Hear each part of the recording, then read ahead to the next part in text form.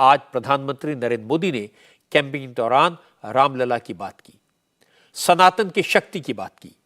मोदी ने आज 3 राज्यों के 3 शहरों में चुनावी कैंपेन किया। यूपी के पीलीभीत और मध्य प्रदेश के बालाघाट में मोदी ने चुनावी जनसभाएं की और उसके बाद चेन्नई में उन्होंने एक बड़ा रोड शो किया, जिसमें मोदी को देखने के लिए सड़क के दोनों तरफ हजारों लोगों का हुजूम इकट्ठा था। चेन्नई के लोगों ने प्रधानमंत्री मोदी पर फूलों की बारिश की और मोदी मोदी के नारे भी लगाए। इससे पहले मोदी आज सुबह यूपी के पीलीभीत पहुंचे। चूंकि आज चैत्र नवरात्रि का पहला दिन था, प्रधानमंत्री मोदी खुद शक्ति के उपासक हैं, मां दुर्गा पर उनकी गहरी आस्था है, इसलिए उन्होंने अपने भाषण की शुरुआत इसी से की।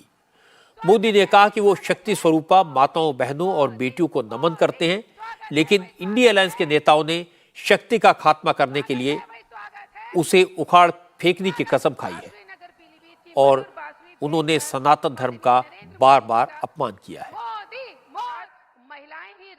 आज नवरात्रि के पहले दिन, शक्ति की पूजा के पहले दिन, मैं देश को ये भी याद दिला रहा हूं कि कैसे इंडी गठबंधन ने शक्ति को खत्म करने की सौगंध खाई है।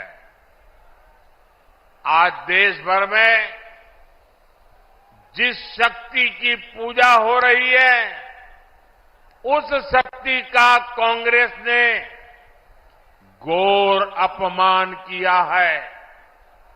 जिस शक्ति के आगे हम शीश झुकाते हैं, उस शक्ति को उखाड़ फेंकने की बात ये कांग्रेस के नेता कर रहे हैं।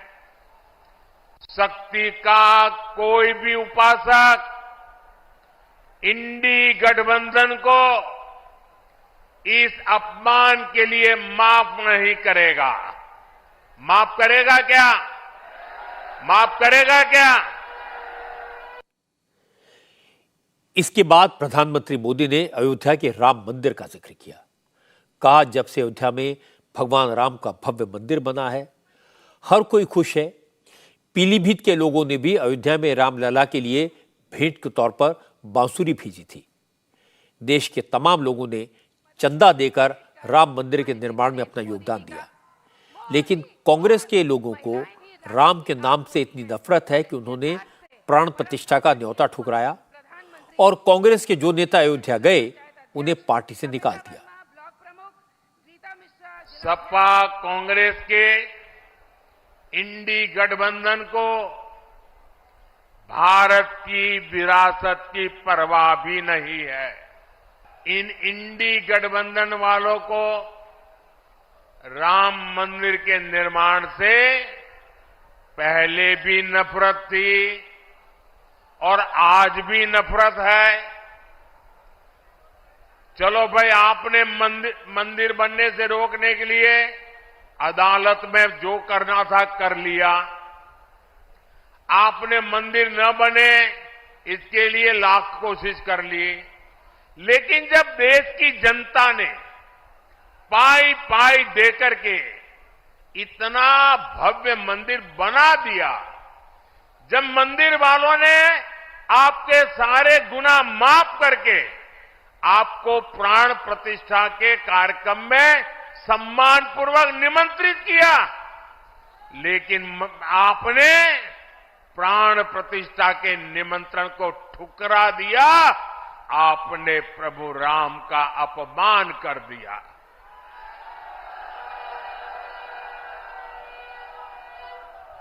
भाइयों बहनों, मैं अभी भी समझ नहीं पाता हूं कि इनके मन में इतना जहर भरा है कि उनकी पार्टी से जो प्रतिष्ठा में गए, प्राण प्रतिष्ठा में जो लोग गए, उनको 6 साल के लिए पार्टी से निकाल दिया।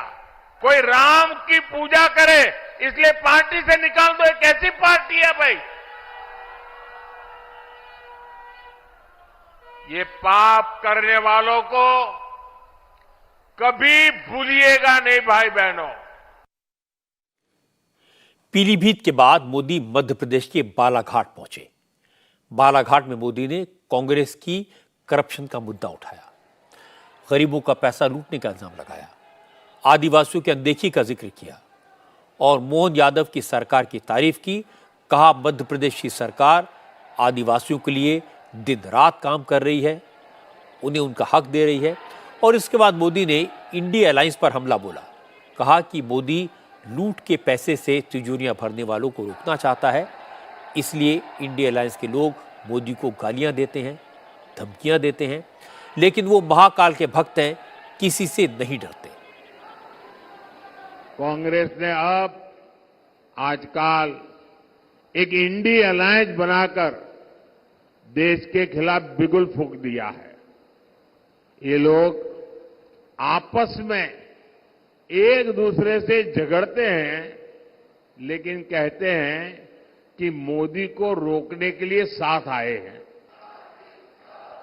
जो लोग अपनी तिजोरियां भरने राजनीति में आए हैं, वो मोदी को धमकी न दें।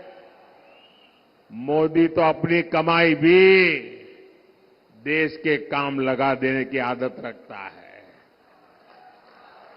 मैं एमपी की धरती से बताना चाहता हूं, मोदी भक्त है महाकाल का। मोदी झुकता है तो या तो जनता जनार्दन के सामने या महाकाल के सामने। मैंने महाकाल से देश सेवा के लिए गालियां और अपमान को बर्दाश्त करना सीखा है, और मैंने देश विरोधी ताकतों को अंजाम तक पहुंचाना भी सीखा है। बालाघाट की ये धरती, राम पायली की ये भूमि, जो भगवान राम के वनगमन से जुड़ी है, उन्हीं रामलला की जब प्राण प्रतिष्ठा होती है तो ये लोग मोदी को गाली देते हैं, और केवल मोदी को गाली दे तो समझ आता है, इंडिया अलायंस के लोग सनातन धर्म को नष्ट करने की सौगंध खाकर चुनाव में उतरे हैं। क्योंकि मोदी ने आज महाकाल की बात की, शक्ति की उपासना की बात की, भगवान राम की बात की, कांग्रेस और उसके साथी दलों पर सनातन धर्म के अपमान का इल्जाम लगाया, तो पहला रिएक्शन कांग्रेस से आया। जयराम रमेश ने कहा कि बीजेपी सिर्फ भगवान राम का राजनीतिक इस्तेमाल करती है, बीजेपी राम के नाम पर वोटों का व्यापार करती है, जबकि कांग्रेस के नेता राम के पुजारी हैं। 22 जनवरी का समारोह राजनीतिक समारोह था, एक राजनीतिक व्यक्ति के लिए किया गया था। ये 70 साल से ये लंबा प्रोजेक्ट रहा है। हम राम के पुजारी हैं, वो राम के व्यापारी हैं। और मैं आज कह दूं, संयोग से आज मेरा जन्मदिन है, मेरे 2 नाम है, जयराम उसमें राम है, दूसरा नाम रमेश उसमें भी राम है। तो हमें कोई एंटी राम नहीं कह सकता। ये भक्ति है, आस्था है। मेरे कमरे देखिए, राम ही राम है। यहां पीछे देखिए क्या है, ये देखिए, यहां देखिए रामचरितमानस, ये देखिए। पर मैं खड़े होकर नहीं कहता हूं मैं रामचरितमानस जानता हूं, ये मैं नहीं कहता हूं। ये आस्था है, ये निजी मामला है। ये राजनीतिकरण करना धर्म का, ये धर्म को घटाता है, राजनीति को भी घटाता है। तो इसीलिए हम राम के व्यापारी नहीं हैं, हम राम के पुजारी हैं। इसके बाद तेजस्वी यादव ने भी गया की रैली में मोदी को जवाब दिया। तेजस्वी ने कहा कि आस्था व्यक्तिगत होती है, वो भी पूजा करते हैं लेकिन उसका प्रचार नहीं करते। तेजस्वी ने कहा कि जो लोग उन्हें सनातन विरोधी कहते हैं, उन्हें भगवान भी माफ नहीं करेंगे, इसलिए बीजेपी के इस प्रोपेगेंडा में फंसने की जरूरत नहीं है।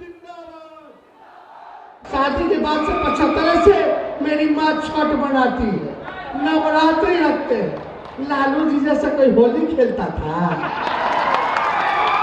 अब बोलता है कि हम लोग सनातन धर्म नहीं, धर्म की राजनीति करते हो। भाजपा वाला बोलेगा हम हिंदू नहीं है तो हिंदू नहीं होंगे।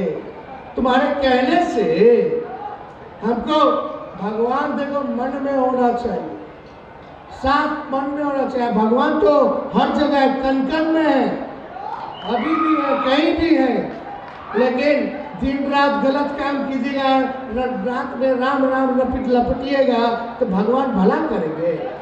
भला भी भगवान करेंगे तो अच्छे लोगों को ना करेंगे, जो ईमानदार है, साफ सुथरा है। दिन भर बेईमान लोगों को नहीं ना साथ देंगे। खैर जो भी बात है, इस पे हमको ज्यादा टिप्पा टिप्पणी नहीं करना, तो इसलिए इन लोगों के बातों में चक्कर में नहीं पड़ना है। विरोधी दलों के ये नेता मोदी का मुकाबला क्यों नहीं कर पा रहे, इसे समझने की जरूरत है। जब नरेंद्र मोदी मां दुर्गा की उपासना की बात करते हैं तो उनकी बात में एक विश्वास झलकता है। आज से नवरात्र शुरू हुए हैं और वो नवरात्र के दिनों में व्रत करते हैं, सिर्फ जल ग्रहण करते हैं और शक्ति की आराधना करते हैं। इसी तरह जब नरेंद्र मोदी भगवान राम के मंदिर की बात करते हैं तो उसमें भी एक कन्विक्शन दिखाई देता है, क्योंकि अयोध्या में प्रभु राम का भव्य मंदिर तो सबके सामने है और आज राम मंदिर का असर गांव-गांव में है।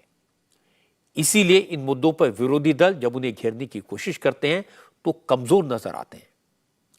दूसरा इशू करप्शन के केसेस में विरोधी दलों के नेताओं को जेल भेजने का है। मोदी इस इशू को आजकल जोर शोर से उठाते हैं। उनका दावा है कि विरोधियों के अलायंस में जो लोग हैं उन्होंने देश को लूटा है और उन्हें जेल भेजने में कोई गलती नहीं है। लेकिन विरोधी दलों के कई नेता ऐसे हैं जिन्हें लगता है कि चुनाव के मौके पर दो मुख्यमंत्रियों को जेल में डालने से ऑपोजिशन को फायदा होगा। उन्हें यह भी लगता है कि केजरीवाल और हेमंत सोरेन को जेल में डालने से चुनाव का फोकस राम मंदिर से हटकर ईडी और सीबीआई पर आ जाएगा। लेकिन मुझे लगता है कि चुनाव में सिर्फ कोई एक मुद्दा बड़ा नहीं होता। केजरीवाल और हेमंत सोरेन का एरिया ऑफ इन्फ्लुएंस भी लिमिटेड है और मोदी की अपील पूरे देश में है। चूंकि मोदी पर कभी करप्शन का कोई इल्जाम चिपक नहीं पाया, इसलिए भ्रष्टाचार के खिलाफ उनकी मुहिम का भी असर होता है। फिलहाल एक ब्रेक, और ब्रेक के बाद मैं आपको बताऊंगा मेनका गांधी ने वरुण गांधी का टिकट कटने पर और राहुल गांधी की राजनीति पर क्या कहा।